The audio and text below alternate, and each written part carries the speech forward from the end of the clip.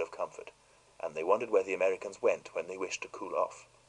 They had not the least idea, and they determined to apply for information to Mr. J. L. Westgate. This was the name inscribed in a bold hand on the back of a letter carefully preserved in the pocketbook of our junior traveler. Beneath the address, in the left-hand corner of the envelope, were the words, "Introducing Lord Lambeth and Percy Beaumont, Esquire." The letter had been given to the two Englishmen by a good friend of theirs in London, who had been in America 2 years previously, and had singled out Mr. J. L. Westgate from the many friends he had left there as the consignee, as it were, of his compatriots.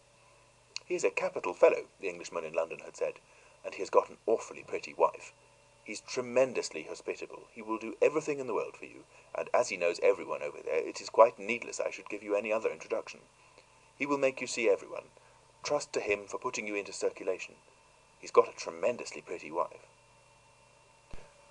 It was natural that in the hour of tribulation Lord Lambeth and Mr. Percy Beaumont should have bethought themselves of a gentleman whose attractions had been thus vividly depicted, all the more so that he lived in the Fifth Avenue, and that the Fifth Avenue, as they had ascertained the night before, was contiguous to their hotel. 10 to 1 he'll be out of town," said Percy Beaumont, "but we can at least find out where he has gone, and we can immediately start in pursuit. He can't possibly have gone to a hotter place, you know." "Oh, there's only one hotter place," said Lord Lambeth, "and I hope he hasn't gone there." They strolled along the shady side of the street to the number indicated upon the precious letter.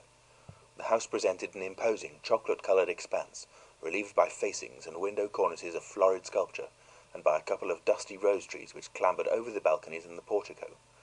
This last-mentioned feature was approached by a monumental flight of steps. "Rather better than a London house," said Lord Lambeth, looking down from this altitude after they had rung the bell.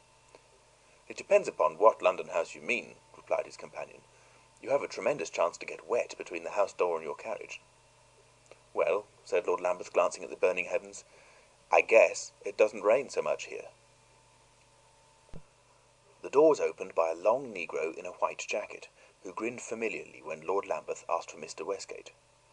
"He ain't at home, sir. He's downtown at his office." "Oh, at his office?" said the visitors. "And when will he be home?" "Well, sir, when he goes out this way in the morning, he ain't liable to come home all day." This was discouraging, but the address of Mr. Westgate's office was freely imparted by the intelligent black, and was taken down by Percy Beaumont in his pocketbook. The two gentlemen then returned languidly to their hotel, and sent for a hackney coach, and in this commodious vehicle they rolled comfortably downtown. They measured the whole length of Broadway again, and found it a path of fire, and then, deflecting to the left, they were deposited by their conductor before a fresh, light, ornamental structure 10 stories high, in a street crowded with keen-faced, light-limbed young men, who were running about very quickly and stopping each other eagerly at corners and in doorways. Passing into this brilliant building, they were introduced by one of the keen-faced young men. He was a charming fellow, in wonderful cream-colored garments and a hat with a blue ribbon, who had evidently perceived them to be aliens and helpless, to a very snug hydraulic elevator, in which they took their place with many other persons, and which, shooting upward in its vertical socket, presently projected them into the 7th horizontal compartment of the edifice. Here, after brief delay, they found themselves face to face with the friend of their friend in London. His office was composed of several different rooms, and they waited very silently in one of them, after they had sent in their letter and their cards. Their letter was not one which it would take Mr. Westgate very long to read, but he came out to speak to them more instantly than they would have expected.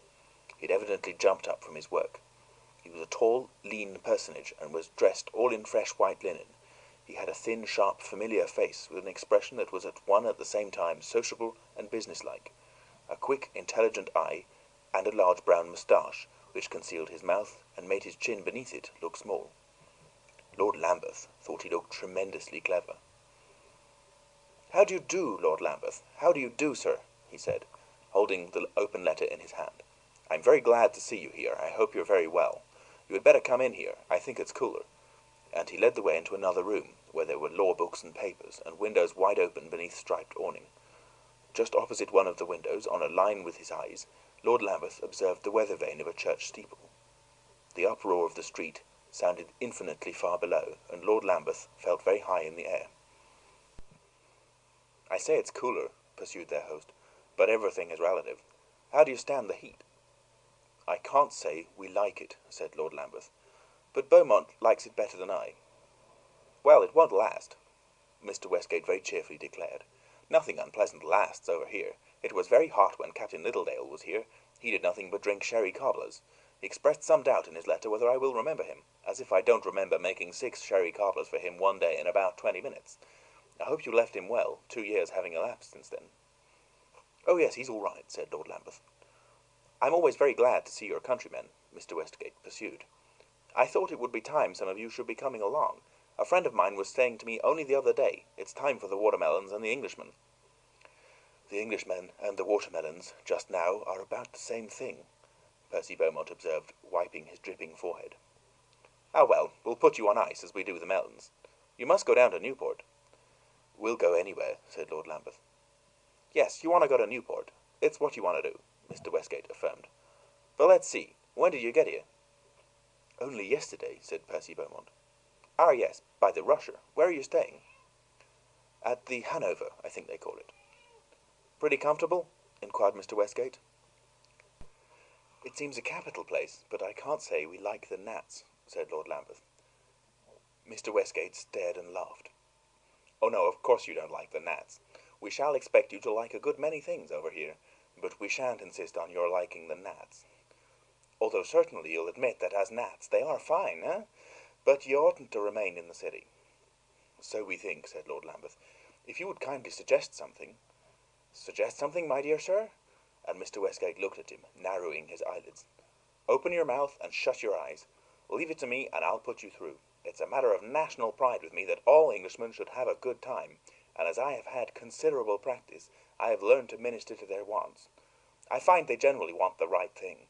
So just please to consider yourselves my property, and if anyone should try to appropriate you, please say, 'Hands off, too late for the market.' But let's see," continued the American, in his slow, humorous voice, with a distinctness of utterance which appeared to his visitors to be a part of humorous intention, a strangely leisurely, speculative voice for a man evidently so busy, and, as they felt, so professional. "Let's see. Are you going to make something of a stay, Lord Lambeth?" "Oh, dear, no," said the young Englishman. "My cousin was coming over on some business, so I just came across at an hour's notice for the log." "Is it your first visit to the United States?" "Oh, dear, yes." "I was obliged to come on some business," said Percy Beaumont, "and I brought Lambeth along." "And you have never been here before, sir?" "Never, never." "I thought, from you referring to business—" said Mr. Westgate. "Oh, you see, I'm by way of being a barrister," Percy Beaumont answered. "I know some people think that bringing a suit against one of your railways, and they asked me to come over and take measures accordingly." "What's your railroad?" he asked. "The Tennessee Central." The American tilted back his chair a little and poised it an instant. "Well, I'm sorry you want to attack one of our institutions," he said, smiling, "but I guess you had better enjoy yourself first." "I'm certainly rather afraid I can't work in this weather," the young barrister confessed. "Leave that to the natives," said Mr. Westgate. "Leave the Tennessee Central to me, Mr. Beaumont. Some day we'll talk it over, and I guess we can make it square. But I didn't know you Englishmen ever did any work in the upper classes." "Oh, we do a lot of work, don't we, Lambeth?" asked Percy Beaumont. "I must certainly be home by the 19th of September," said the younger Englishman irreverently but gaily. "For the shooting, eh? Or is it the hunting or the fishing?" inquired his entertainer. "Oh, I must be in Scotland," said Lord Lambeth, blushing a little. "Well, then," rejoined Mr. Westgate, "you had better amuse yourself first, also. We must go down and see Mrs. Westgate." "We should be so happy if you could kindly tell us the train," said Percy Beaumont. "It isn't a train, it's a boat." "Oh, I see. And what is the name of the town?" "It isn't a town," said Mr. Westgate, laughing. "It's well, what shall I call it? It's a watering place. In short, it's Newport. You'll see what it is. It's cool. That's the principal thing. You will greatly oblige me by going down there and putting yourself into the hands of Mrs. Westgate. It isn't perhaps for me to say it, but you couldn't be in better hands. Also in those of her sister, who is staying with her. She is very fond of Englishmen. She thinks there is nothing like them." "Mrs. Westgate, or her sister?" asked Percy Beaumont modestly, yet in the tone of an inquiring traveler. "Oh, I mean my wife," said Mr. Westgate. "I don't suppose my sister-in-law knows much about them. She has always led a very quiet life. She has lived in Boston." Percy Beaumont listened with interest. "That, I believe," he said, "is a most intellectual town." "I believe it's very intellectual. I don't go there much." responded his host.